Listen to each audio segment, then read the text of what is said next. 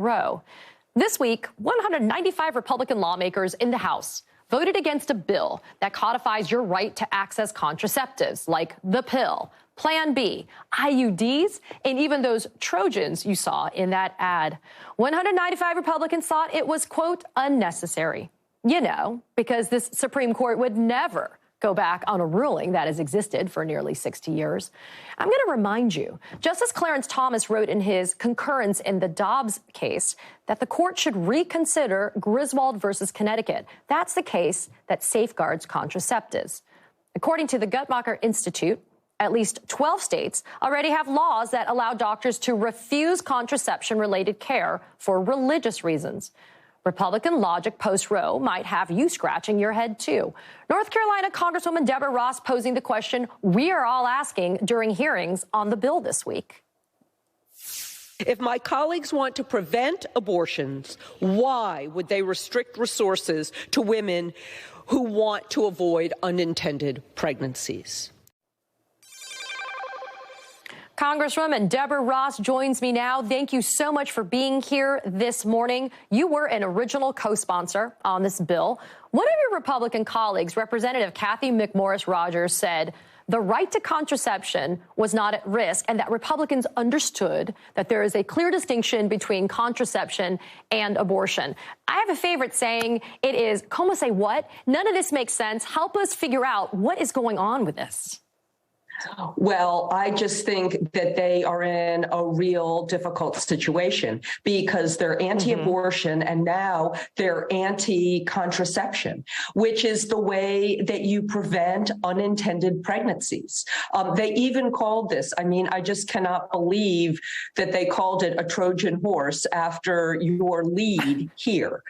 We know, because of Justice Thomas's opinion, that contraception is on the line. And only 8 Republicans voted to have a nationwide guarantee that we can keep our access to contraception, that doctors will not be prosecuted for prescribing contraception. And the fact that we're having this conversation in 2022 is absurd.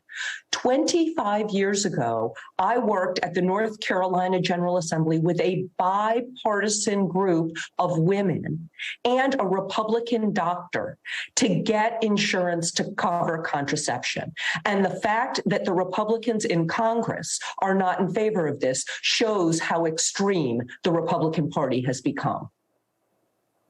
But it's got to be an absurd issue to be basically making your Alamo if you're the GOP, because there are millions of women and men now, because let me be clear, it's not just the pill, right? It includes condoms. It includes IUDs. So there's millions of men and women that are using contraceptives in the United States, and now they're going to be directly affected by this. So does this end up being a situation where they're shooting themselves in the foot?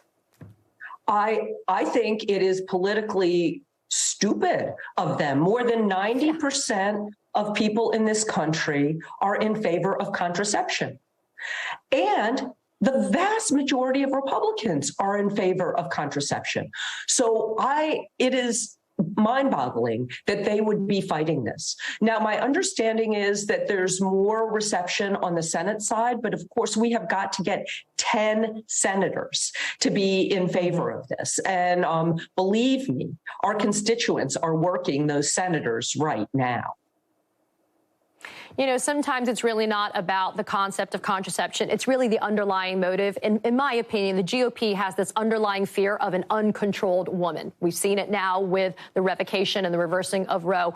What is it that it's going to take to be able to, do you think, sway those 10 Republicans in the Senate to be able to vote to ensure access to contraception in the United States? Well, right now, it is voter sentiment and outrage. And it is clear. I am home in North Carolina right now.